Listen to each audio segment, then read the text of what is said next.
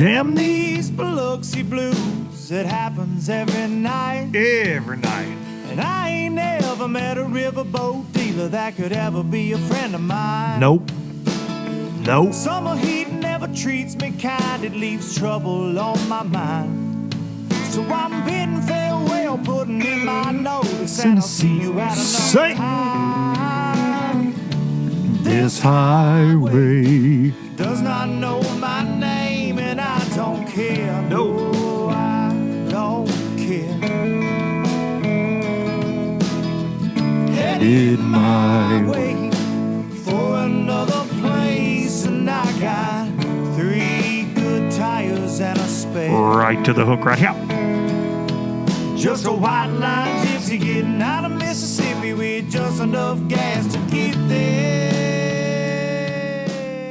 Low budget live, not so live, from the Low Budget Live Bar and Grill in cold, old, sunny, yet freezing, yet sunny, Middle Tennessee.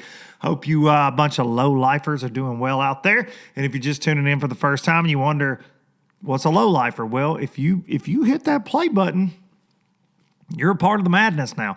You are a low-lifer. That is what the loyal listeners of the Low Budget Live podcast refer to themselves as. So welcome, you bunch of low-lifers. Good to see you digitally. It's good to be in your ears for this podcast on Valentine's Day, February the 14th, 2022.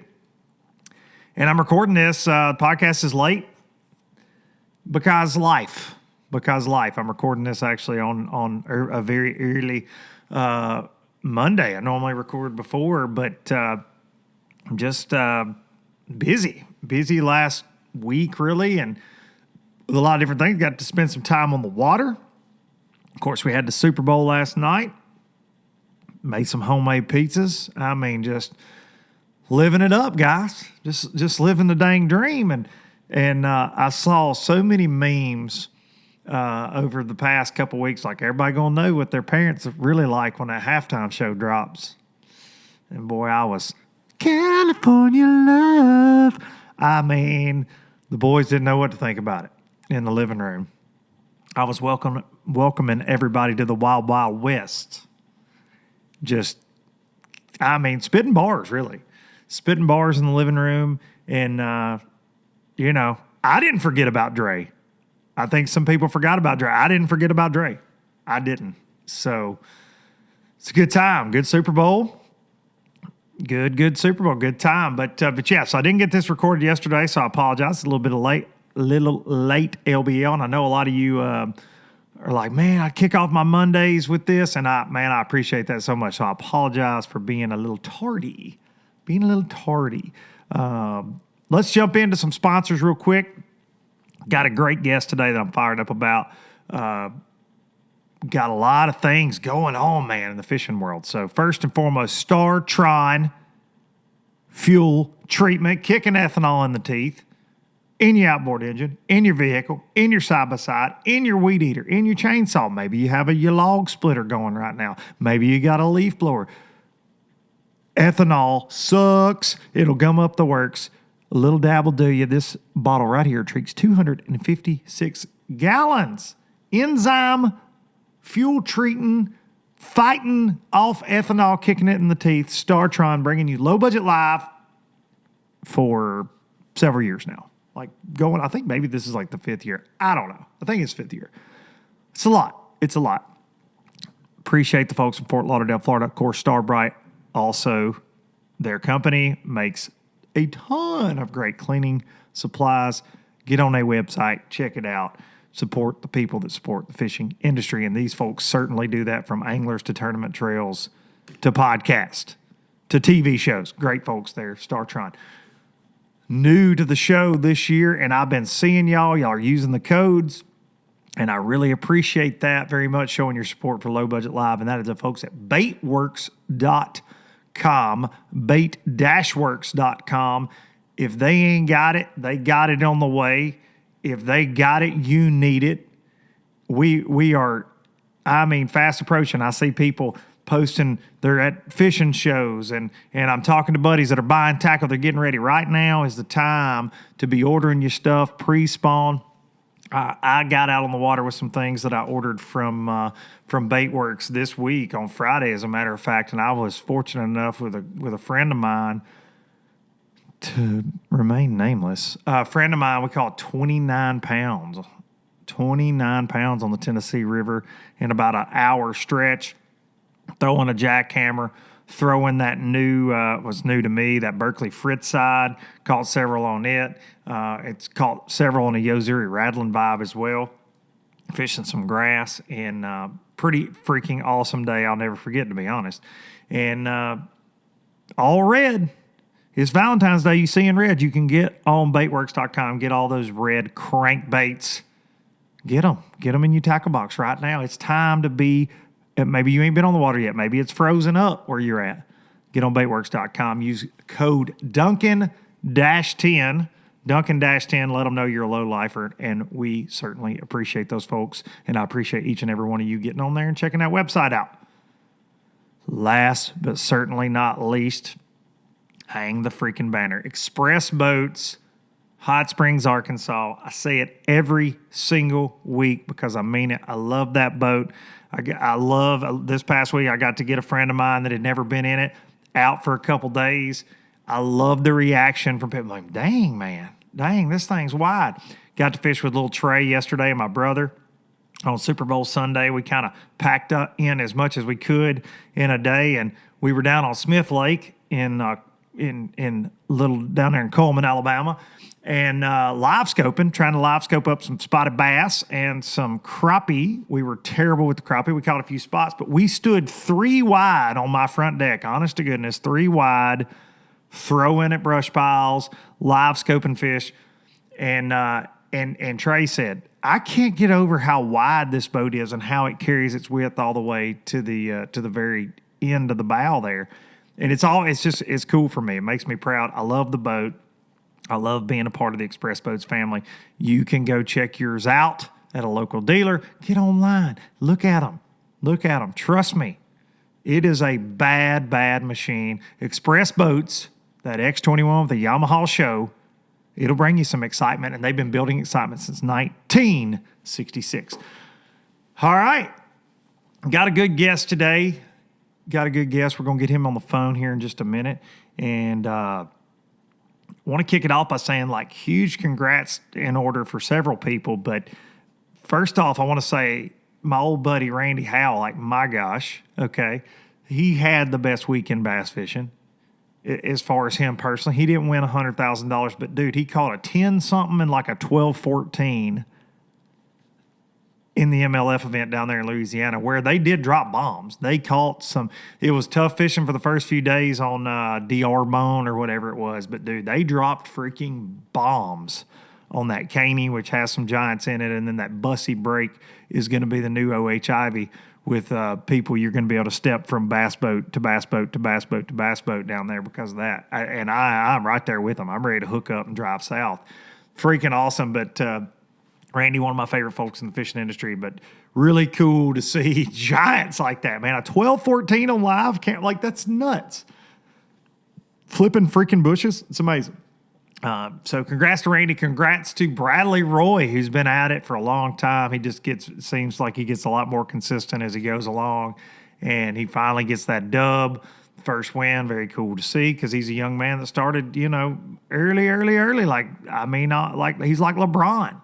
He's like LeBron. He came into that fishing world straight out of high school pretty much. And he, before there was high school fishing, Bradley's been around for a long time. So it's cool to see that. And overall, good event for those guys down there, man. They freaking Jordan Lee caught 2 8-pounders. It was fun. It was fun. I didn't get to watch as much as I would like to, but I saw some of the clips and pretty good event down there that started out rough, but then they pieced it together before it was over. Of course, their tournaments are 11 days long. You get all the weather changes. If you don't like it the first couple of days, just wait if you can make it to those further rounds because they're so spaced out there. But they call bigs. Congrats to another old friend, John Cruz, the Cruise Missile. I roomed with John back in the day in the Bassmaster Opens in the early 2000s. The first year, actually, that he made it to the top 150s, what's now the Elite Series. John's one of the hardest workers in the room, always, and very cool to see him go wire to wire down there in Florida. Congrats to Bob Downey on a really crazy yet incredible tournament. Drops one fish on day 2 that really ultimately, cost him the win. It all works out the way it's supposed to, of course, but hell of an event for Bob Downey. I want to try to get Bob on here for sure. And then, last but not least, Coxwatch. Coxwatch. You gotta add some special effects, even more so than normal, because John dropped a 31-pound bag on him down there. 31. Just couldn't catch him that last day. And he did it with like 2 hooks that he found basically buried in his carpet because he left his crap at home, because of course he did. Because it's John Boy. He's the freaking best, man. But he ends up, getting him a top 5 on the St. John's, getting the year started off on the right foot. He got a check out there at Sam Rayburn. Now he moves on to Harris Chain. It may not happen for him this week, but I got bad news for them boys. He's forgot more about the Harris Chain than most of them will ever know. Like he's got Harris Chain water in his veins, I think. So going to be an interesting week to watch. I think that's going to be a big event, man. Big fish wise. I think this, I haven't looked at the weather, but the weather's been so jacked in Florida for like the last 3 weeks. They got to catch a break at some point and get those fish moving up on the bed, even more so than they saw at the St. John's, and just become a sight fishing fest. Here we go. I'm going to text our guest.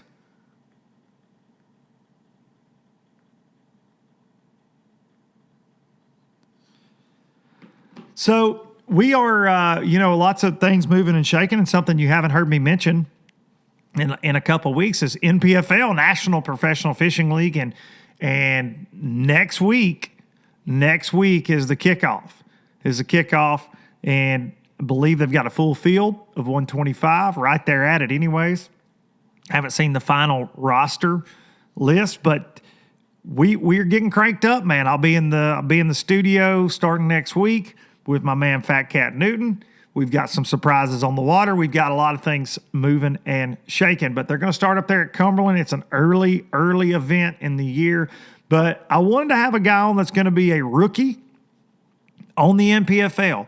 And you may say, well, why are you not having John Cruz? Why are you not having Bob Downey? Why are you not having Bradley Roy? There's so much going on in the fishing world right now. So much going on in the fishing world, especially the bass guys. They've gone back to back, I feel like. And then MLF's turned around. They're fixing to have to go to Lake Fork. So we will get all that in there. But I want to talk to this guy leading into this NPFL, talk to him about a lot of things. He's a very interesting dude. He's somebody I consider a friend. He is as obsessed with bass fishing, and I always say that on here, you got to be obsessed. You got to be addicted. He is as obsessed with bass fishing as anybody I've ever met, the details, and one of the reasons being is he works for the Bass University, so he gets the goods. He gets real hung up on details, and details matter. And ladies and gentlemen, we're going to get him on the phone right now, an NPFL rookie, Justin Professional Fish Head Kimmel. LD. What's up, brother? Hey, man, how are you? I'm good, buddy. I was rambling on. I'm a little caffeined up this morning. I don't normally record on Mondays. And you said, well, that's how the pros do it. You record it, edit it, and upload it all in the same day. So I hope I can be professional. But I'm all Mountain Dew energy drinked out of my head right now, buddy. Oh, my gosh. Yeah. Oh, my gosh. You're running on a higher octane than I am this morning. Well, and you know, I normally run pretty hot anyways.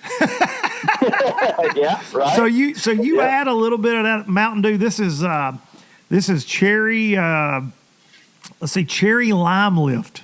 JK, it's cherry lime lift. No sponsor here, Mountain Dew. If you want to holler at me, we're cool with that. You can send a case. Get the hookup. yeah. But dude, I in the intro I said you are as obsessed with bass fishing, I think, as anybody I've ever met. Is that fair to say? Yeah, that's pretty fair. I don't know. I have a good measure of, I can see, nonverbal communication pretty good. I can read faces pretty good. It's not the greatest quality, honestly. But, man, I can't tell you how many times I've just lost people because of my obsession with bass fishing. I mean, I'm like, why the heck are you going into the details with her? She doesn't even know the difference in a floating dock and a pole dock, and, and you just start going into the food chain cycle, man. But yeah, I'm obsessed. Absolutely obsessed. It's so beautiful that you said that on this special Valentine's Day episode of Low Budget Live, because I do feel like I had a day on Pickwick last week where a friend of mine and I, in like 45 minutes, it's the biggest bag I've ever caught on Pickwick. Of course, it's during, it's on a Friday, so it doesn't matter. Of course, but in 45 minutes, it was pure magic. He hasn't been bass fishing long at all, and we had about 30 fish over 3 pounds, up to 7, and our best 5 on my Rapalas weighed 29.10. And so it was a 30-pound bag. Dude, those Rapalas are light. Yeah, that's right. That's the way I look at it. That's what I kept telling him. I'm like, this is a 30 sack on a tournament scale, Bubba. My gosh. But just insane. But then I come home and I'm talking to my wife, and it's the same way. It's just like, and then I threw over there and I saw him on live scope and I did this, and she's just like, all right, well, what are we having for dinner? That's just, but like you said, you're going into, well, then I did this and they were staging here and they were doing that. And I tried this bait and they were nipping it. So I switched to this. And it is funny, but it doesn't just have to be your lady. It could just be, there are different levels of fishermen, I believe. And I'm not just talking about skill level or anything like that, like whether you're a tournament guy or not. But there are just people that take it a lot more serious than others, even if they're just going out on a Wednesday, right? And I think you've always been one of those guys. I feel like I'm that guy. I'll sit in the garage and prep for 3 hours to go take a buddy out on a Wednesday. Like, I do it. Of course. It's just, I can't not do that, right? So you go by, and you've been dubbed professional fish head. and in that crew you run with up there, the crew you work for, the Iconellis, the Glusics, the Bass University crew, they all refer to themselves as fish heads, and that's what you are, man. And now I'm so proud to know you, first of all, and I'm so proud that you're taking this leap this year. And I want to talk about that, man, because I appreciate that. Yeah, man. Like, what are you thinking going into Cumberland? It's your first quote pro event. You've had a lot of success out of the back of the boat. You've had a lot of success out of the front. But you don't rush anything. From knowing you for a while now, you are very analytical. You are, and so why now? Why NPFL? Why now? And how are you feeling about it? Okay, so I guess to help answer this, I'll start by saying that when I was 14 years old or 13, or I guess 14 years old, I figured out that this is what I wanted to do with my life. My dad was not a bass fisherman. I had nobody in my life to tell me how to get there. We didn't have, we had some youth clubs and stuff like that, but I was just not in the know. But every single day on the water since, 21 years ago when I figured that out was preparation to this point and whatever comes next. And I say that by saying, man, I'm just always tuned in to whatever lesson that I can learn. I'm obsessed with, just even the lesson I learned at Lake Hartwell this past weekend. It was so last minute, but I obsess over the whys and I want to understand it. And, I've gotten to that point where here we are, where I didn't even think this would be an option. I don't rush things. I started a family back in, I guess we've been married. We're going on 10 years this year. And in 2013, I honestly thought I was fishing my last tournament for a while because I just thought that's what you do when you fish 5 BFLs and you don't cut a check as a co-angler and your fishing account's down to $400.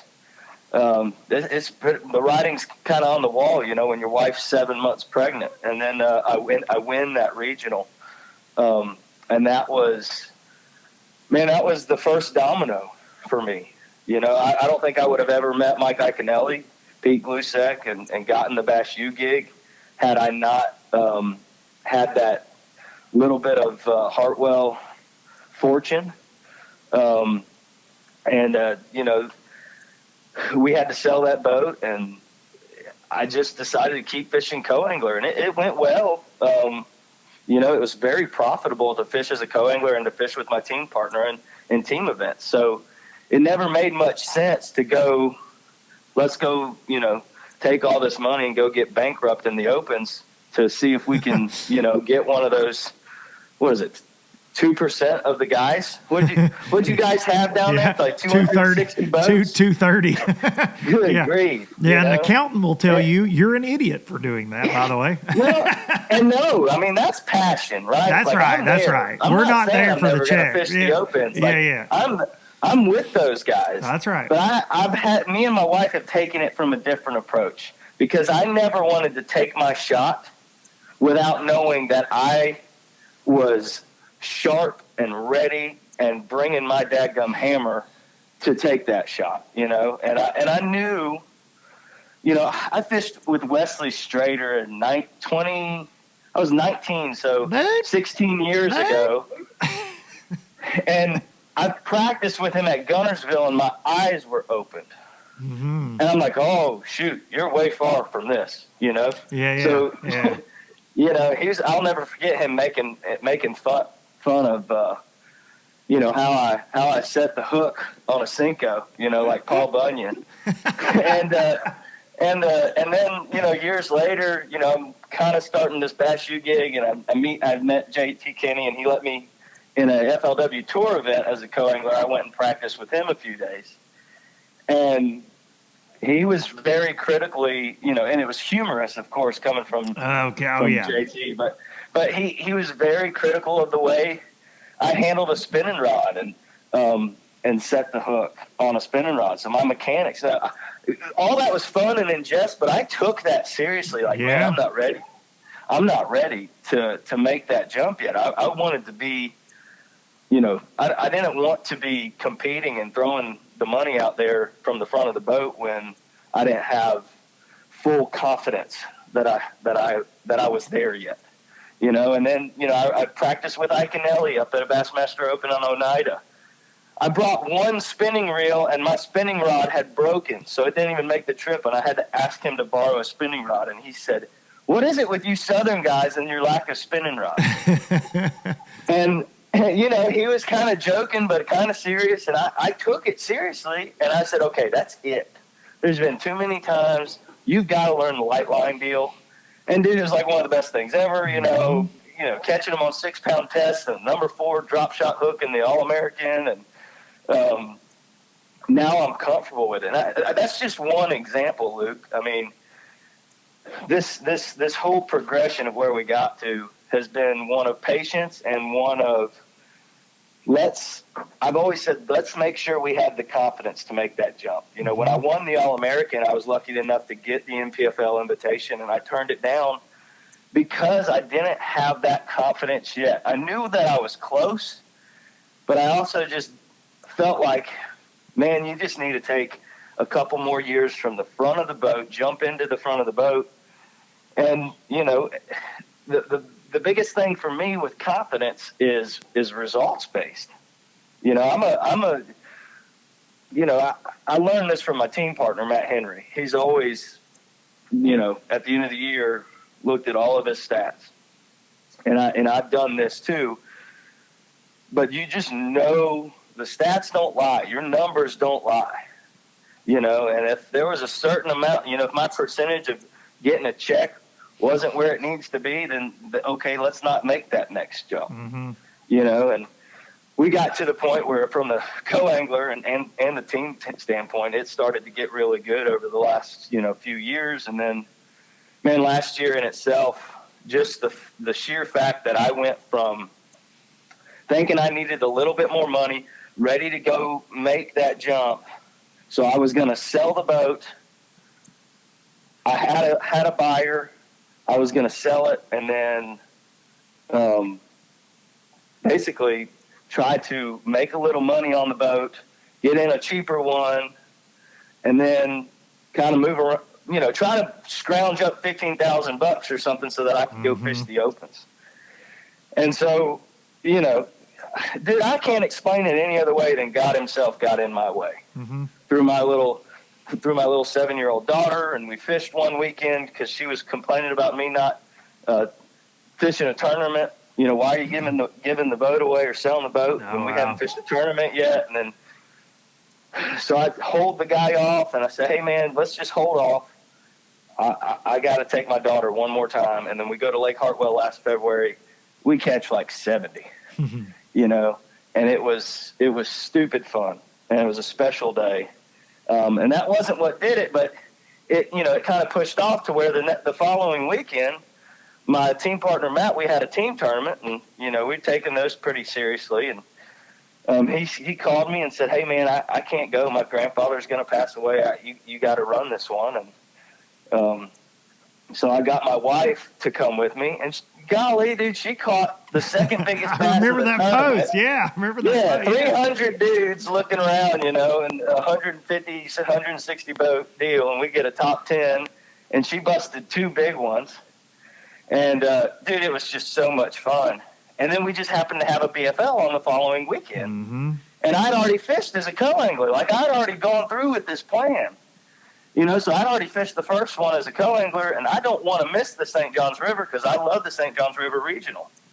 And you only get that like once every 3 or 4 years. And, I just kind of mulled it over. And at the end of the day, I was like, all right, man, like you want to keep the boat. You want to bet on yourself. This is the way it's going to have to do it. And, it just steamrolled to where, winning my first BFL, obviously jumped in that BFL on the boater side. And that day, when I won that event, and I won it by a few pounds and caught really big fish. Honestly, it was the biggest bag of my life on that lake that I grew up fishing. That's awesome. And it was a decision in the moment, back to that whole obsessed with the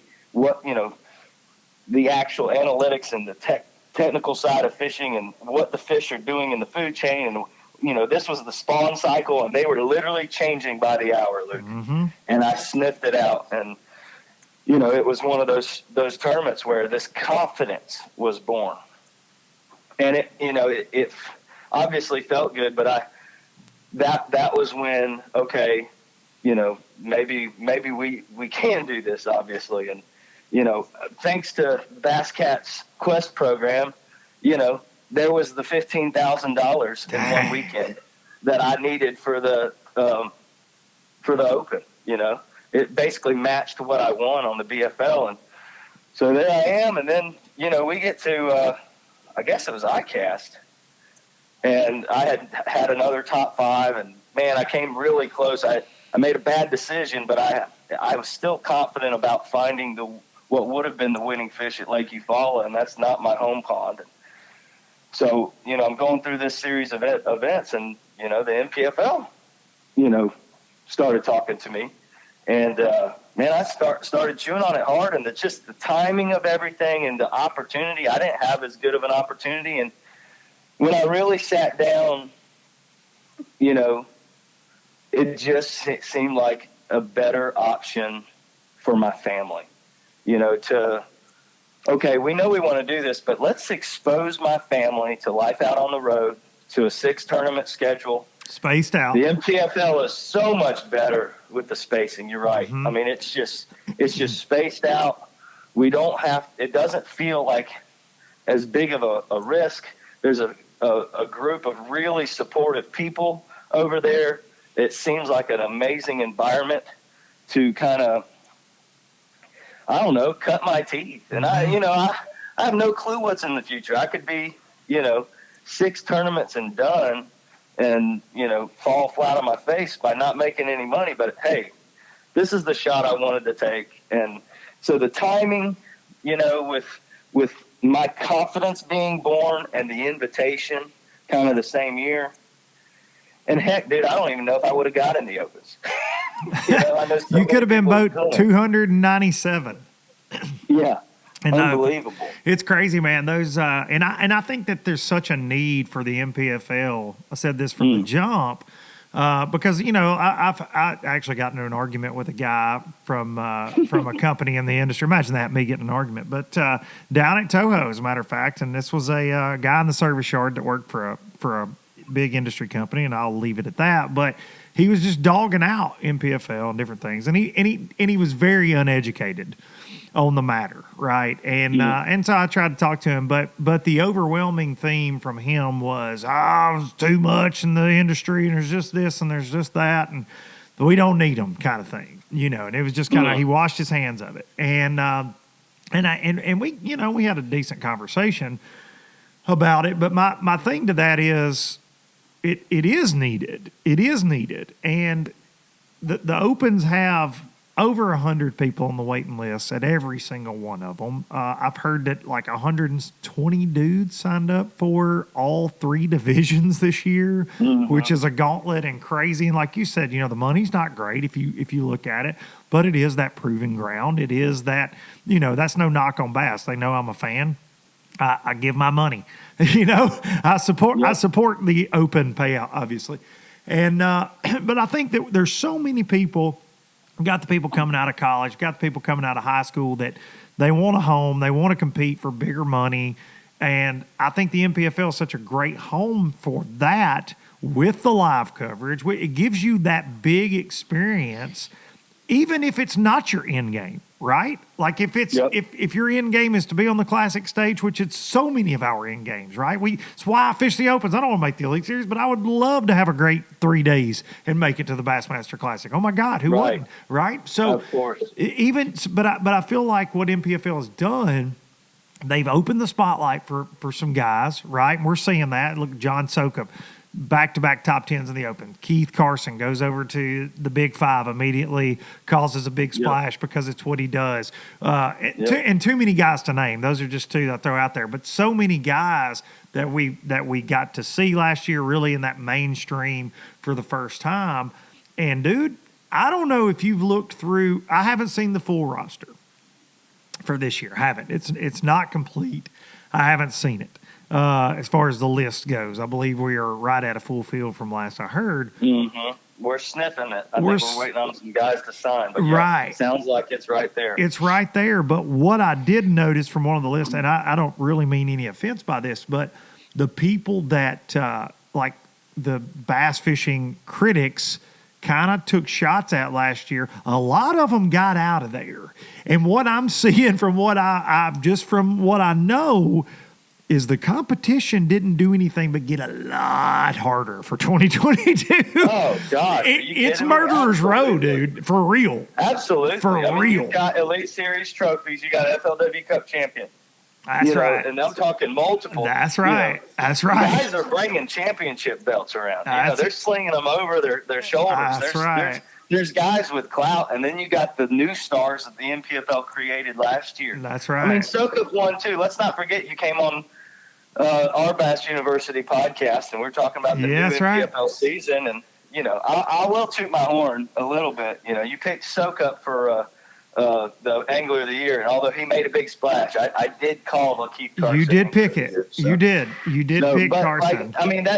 Golly, it was neck and neck with Perkins, and he had a phenomenal season, and you got Taylor Watkins and, no all doubt. These guys. So many guys. Mallory, David Gaston had an incredible season until the last 2 events. Had a great season. Had his foot on the gas for 4 events. Yeah. No kidding. And golly, he fishes like we all want to, right? That's right. He just does the same 2 things. We could take that big stick around and just, that's all he does everywhere he goes. That, You'll probably see me with the spinning rod a little bit more than him. But, no doubt. I'm telling you, man, the stars are just going to be born.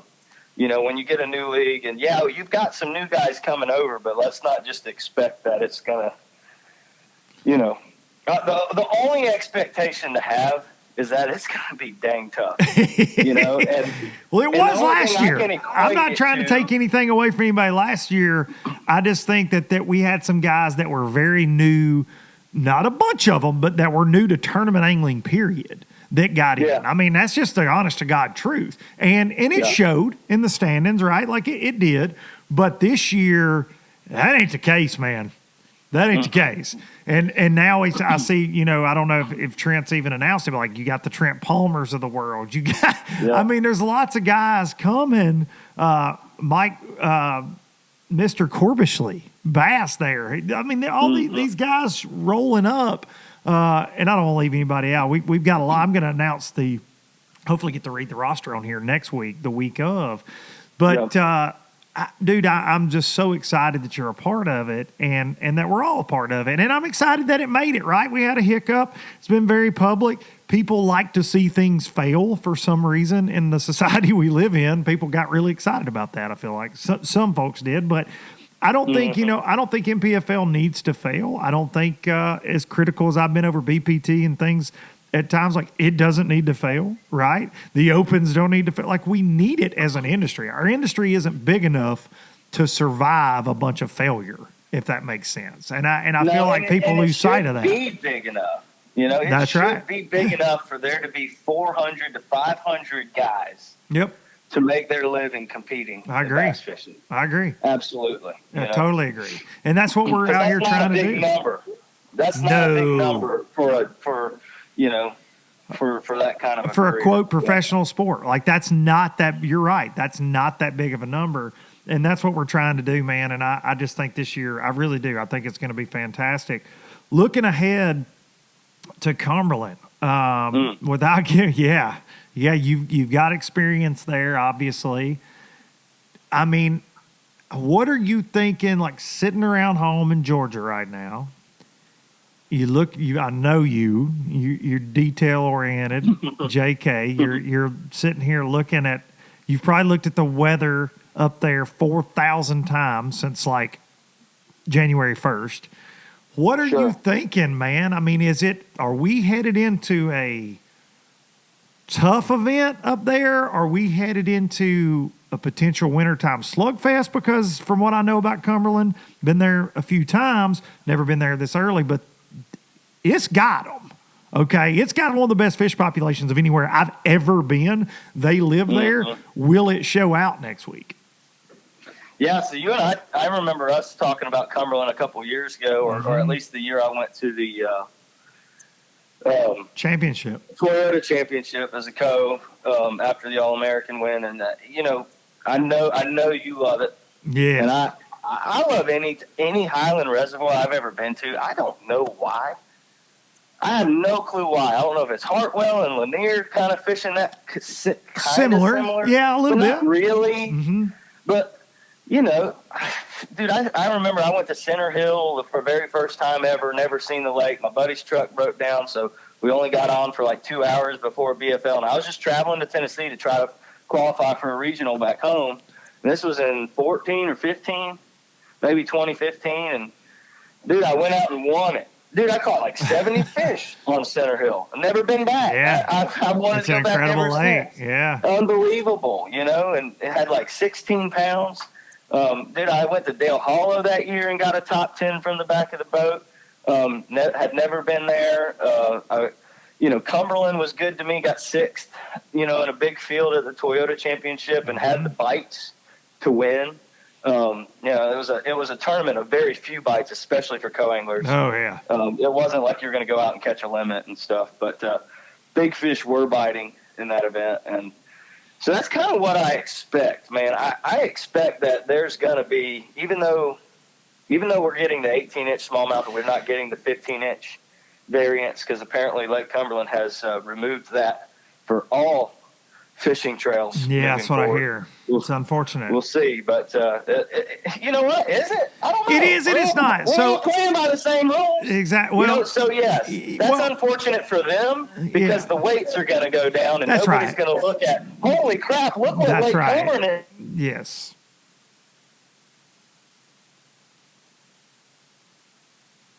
Justin, are you there? I do. Hey, you cut out. You cut out for a split second. I'm sorry, I don't. It froze up for a second. But you're right. The 18-inch deal.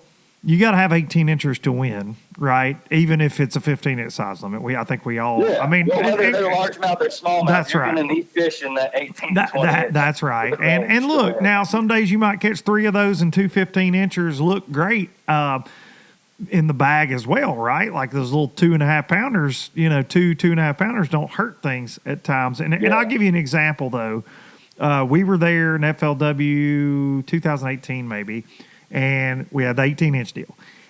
And the first day of that event, I threw back countless limits over 15. But like it was insane. They bit, everybody caught them. Yeah, and then I think I ended up weighing like 12 pounds. I had like 2 keeper smallmouth that were skinny and long, unfortunately, and I had like a spot and 2 largemouth the first day, and I was up there decent, but then day 2 it got really tough, and I had like 3 15-inch largemouth. That was it.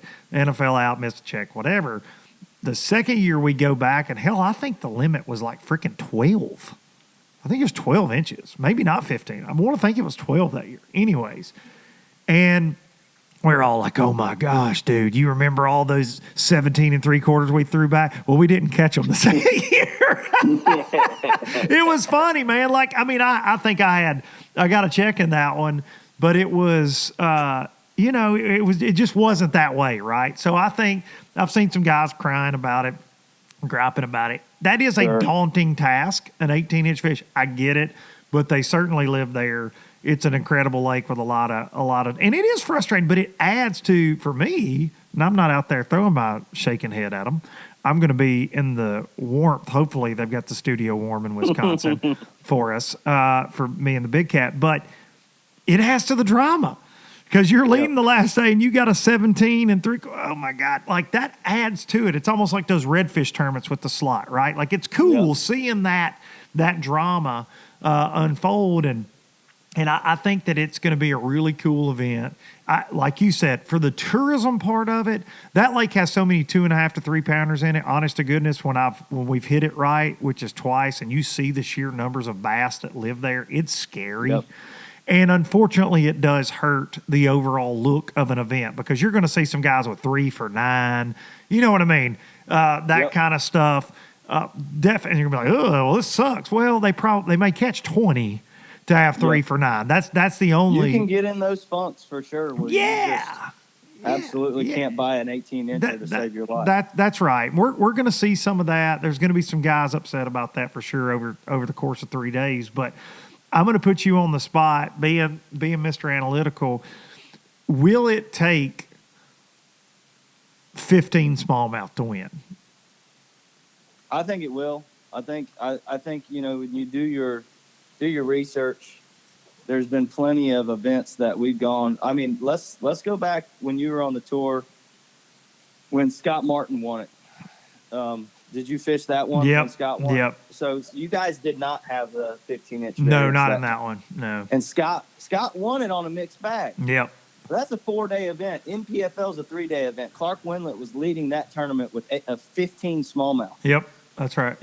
So yes, I do believe it can happen. Now, it's hard in multi-day events. Those smallmouth will up and leave on you. Yes, there goes. So it's going to be hard to actually do that. I think somebody will do it.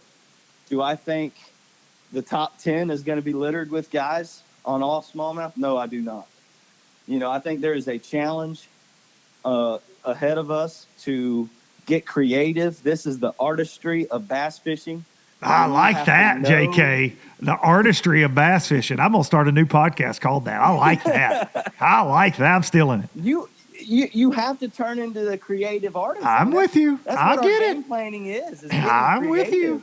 And sometimes you start a fire in your trash can. Yeah. But sometimes no doubt you hit a Picasso. Yeah. So that's just all I'm saying is you have to get creative. And dude, if I hope guys are doing their research, and for the ones that are listening to your podcast right now, if you don't know that log jams are going to be an issue this month in February on Lake Cumberland, please do not ride around the lake 70 miles an hour all over the place the first time you get there.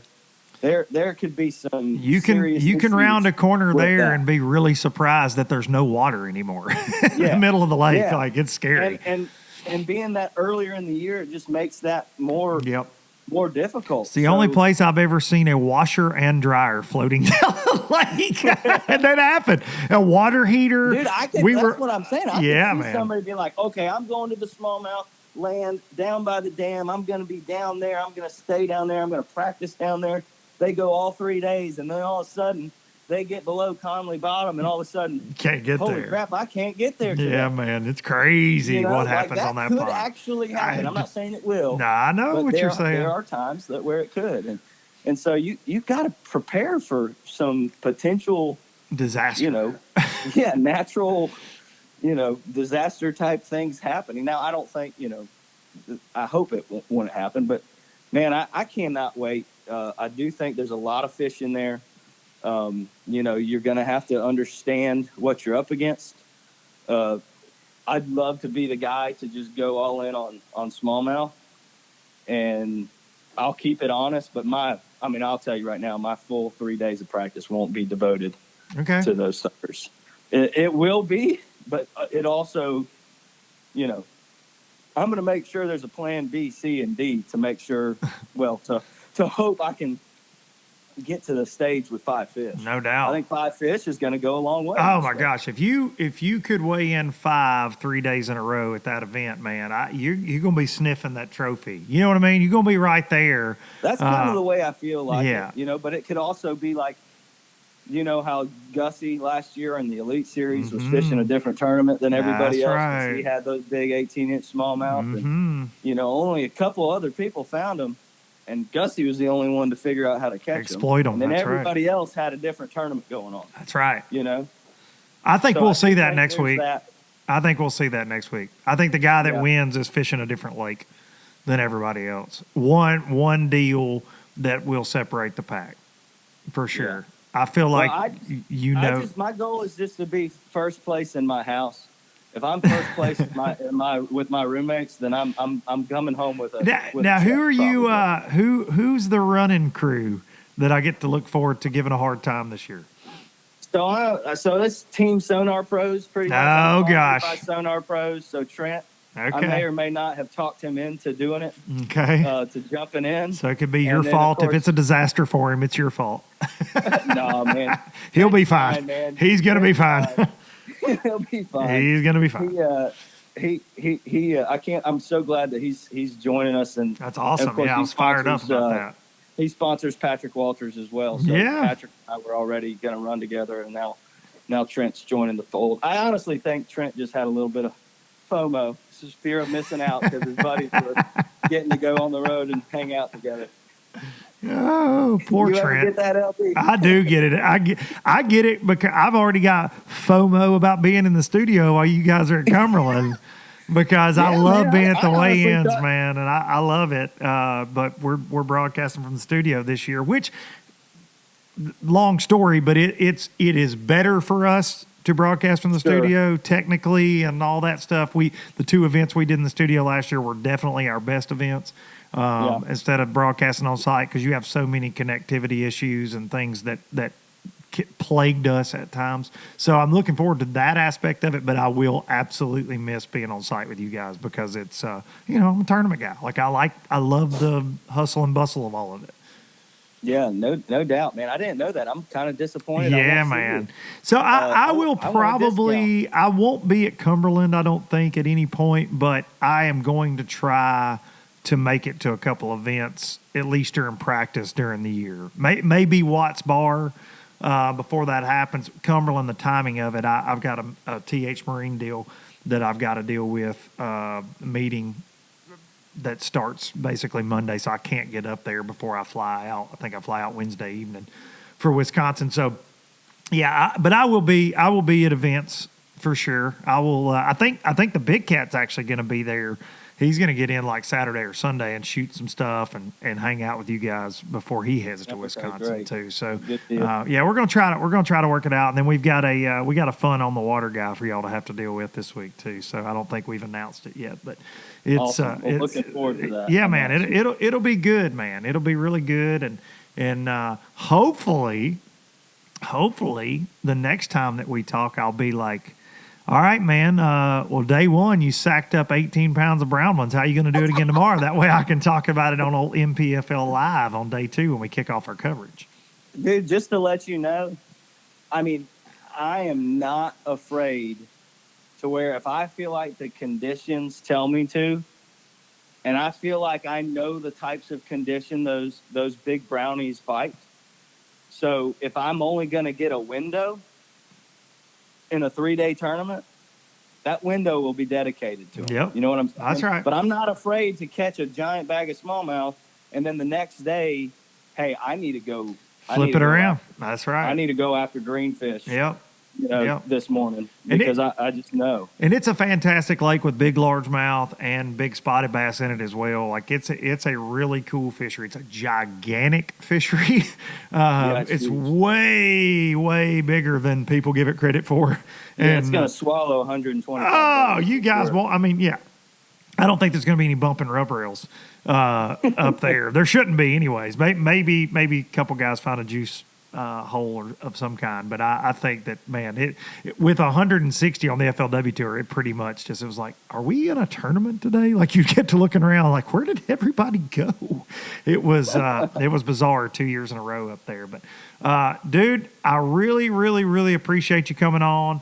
I'm pumped about it, and I wish you nothing but the best luck. If you got anybody you want to thank, anything you want to say here on LBL, here's your chance. Y'all go follow professional fish head Justin Kimmel as well.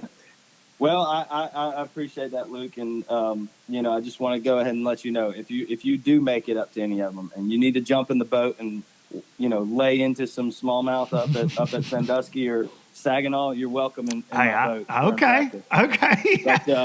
But we'll call it work. I mean, title sponsor Kimmel Design, my wife. I mean, yes, she's the one who's really making this possible. She is, and I mean, you talk about one of the fastest up and coming. I don't even know if I can say up and coming anymore. Designers. I'm continually blown away by her talent. Like, I don't even know what to do with it, Luke. Like, she's like, everybody is loving it, and she's killing it. That's she's awesome, such an amazing designer. She does, renovation specialty. She does custom home stuff, and she's actually figured out a way, a service for people who can't afford her for like a full service design job. She's figured out a service to provide to anybody in the country who has got a renovation project and they're kind of trying to make decisions themselves or whatever. You can get a consult with her for like an hour or two, and she's really figured this thing out. So, and it's all made this possible that I get to go around the country chasing brown and greenfish. And I'm glad we're going to chase a lot of brownfish because I don't get to here in Georgia. Yeah. But and of course, Bass UTV, all my guys having my back. Working. I worked with all those guys now for 6 or 7 years, a family. And I'm. It's hard to just call out one guy. I'm fishing for all of them, but Pete has been incredibly supportive, the dean, and been like a proud father figure through my success and this run of success that's kind of boiled over since 2019. And dude, that's just powerful to have. No doubt, man. Especially from a guy who's your boss. No doubt. Yes, it's important. Me, but just to have those calls, and Pete will call me the night before, and it's just it's kind of like having a mental coach. No doubt. So that's great. And then I'm partnered up with Pure Fishing on the tackle side of things this year. So I'll be there's a lot of baits that they've come to the table with for us tournament guys, and man, they work. I've been killing them on the frit side and the stunner. I was going to say, send some frit sides to your boy. Well, there's frit side 7s that there's some hard to get colors, new colors that just came out, and I'm just going to go ahead and say I've been stomping them on it at home. That frit side 7, I got to add some of those into the arsenal. I'm steady on that frit side 5 bag. Well, in the last couple these weeks. Steeper lakes, you got to do the 7. Yeah, that's right. So like Lanier and Hartwell, it's amazing. I use the frit side 5 on my more middle Georgia mud holes. Yeah. But the 7's great for that stuff, and then the stunner is just a great. For those of y'all listening, you can get on baitworks.com, use code Duncan-10 to get some frit side 7s, because when I hang up, that's what I'm fixing to do. You better beat it. Oh, and Luke, you can text. I'm not going to give out all the juice before Cumberland, but you can text me for those. I'm going to, and that's going to happen. Okay. But, and also Sonar Pros, obviously Team Sonar Pros heading out to the NPFL this year. Trent and I, became partners, I guess, middle part of last year. And we just, I really believe in what he does. No doubt. I always love getting with people who are innovative and create. And that's the type of person Trent is. He invented the wiring harness. He is a voltage expert. He comes from like an audio voltage background to where he is one of the smartest human beings I know. And man, when I let him rig my boat, my whole fishing from the front of the boat changed. Because, dude, I am not the expert. And a lot of these guys that you think are experts who get their boat rigged by Trent is all of our Schwami. Yeah, that's right. When it comes He's to the go-to. electronics. So trust me, I'm really glad he's staying at my house this year. There'll be a lot of guys jealous of that. As they should be. Yeah, I know for sure. But yeah, he's a great angler. Certainly is deserving of the invitation and the spot. And it's nice to have a little friendly competition. Trent and I are always a little competitive, not afraid of a side bet. And we're 1-1 against each other for the last couple BFLs that we fished at Hartwell together.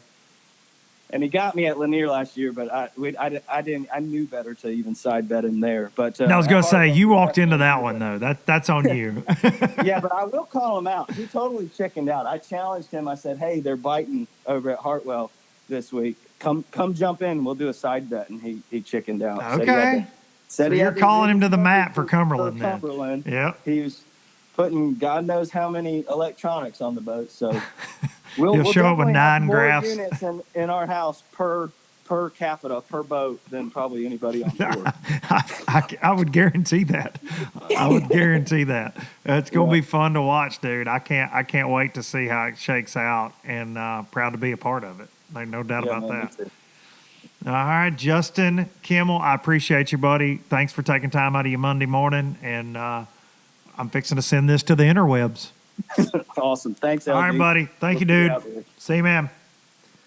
Justin Kimmel, everybody. He is, I got to get him in here into the bar and grill. He's a guy I could talk to for 3 or 4 hours. He's somebody I lean on a lot with fishing stuff. We bounce stuff off each other a lot, ideas. He's a really great guy. You can hear him, shout out to his wife and his kids. He puts family first, and that's very important in this deal. And wish him nothing but the most success this year. And I'd like to thank each and every one of you for tuning in. As always, I love doing this. I really, really, really appreciate the fact that I'm given the opportunity to do this every single week. And I want to say, so I am, this is something I haven't talked about a lot. Should have probably talked about it at the first of the show, but Bassmaster Classic. So I'm having a major issue trying to get something booked there to do an LBL live. The 2 or 3 places I've reached out to, it's just not an option. Okay. We are doing an LBL live for sure, 1,000% at the Express Boats booth on Saturday of the Classic at 1 p.m., I believe is the time. If I don't do a live at night like I have the last 2 years, I will be doing like a low lifer. We'll just take over a bar, okay, Saturday night. That's kind of the plan, and I will announce that if you're coming down. Unless I can get something put together in the next week, it's not looking good to do what we have done the last 2 years. I will assure you, though, I will back that up by saying Knoxville, Tennessee next year in the Classic, we will blow your doors off. We will have a big one. There's lots of things that I'll be talking about as this year goes on, some things I'm working on. And next year's Classic will be very special. It's in the home state, and we're going to blow it out there if I can't put something together. It's disappointing, but there's a lot of factors in that, guys, and not being able to put it together this year. But I'm damn sure going to be at the Classic all 3 days. We're doing the Express Boats live, low budget live in the booth there, and we will do. And I hate the term meetup because that's such a YouTube thing, but we will plan a low lifer hang at the Classic, and it'll just be that instead of us up there on stage doing whatever. It'll just be a hang, man. We'll get everybody together. We'll take over someplace in Greenville, South Carolina. Maybe one of the ones that didn't want us to do a live. We'll talk about that as we get a little closer. Make sure that you're keeping up with everything, all things NPFL next week. Of course, we got another podcast between now and then, but really looking forward to getting back after it. It's going to be a really great year with those guys. We've got an all-star team put together broadcast-wise again, and it's going to be fun. It's going to be something to watch for sure, and the talent just got a lot better this year with guys like Justin Kimmel and Trent Palmer, Patrick Walters, Brad Knight. There's so freaking many. So looking forward to getting it cranked up next week. Thank y'all. Be sure to hug your mama. I'm going to take you out with a little bit of Biloxi Blues. As always, I apologize for the late podcast, but life, y'all. Life. See y'all next time. I never could make it last. Spanish moss and Civil War ghosts, well, I'm gonna leave them in the past. Any direction, Lord, I'll be fine. It don't matter east or west. North, south, wherever the wind blows, I'm leaving those burdens at rest. This highway, it does not know my name, and I don't care. No, I don't care. Heading my way for another place, and I got 3 good tires and a spare. Just a white line gypsy getting out of Mississippi with just enough gas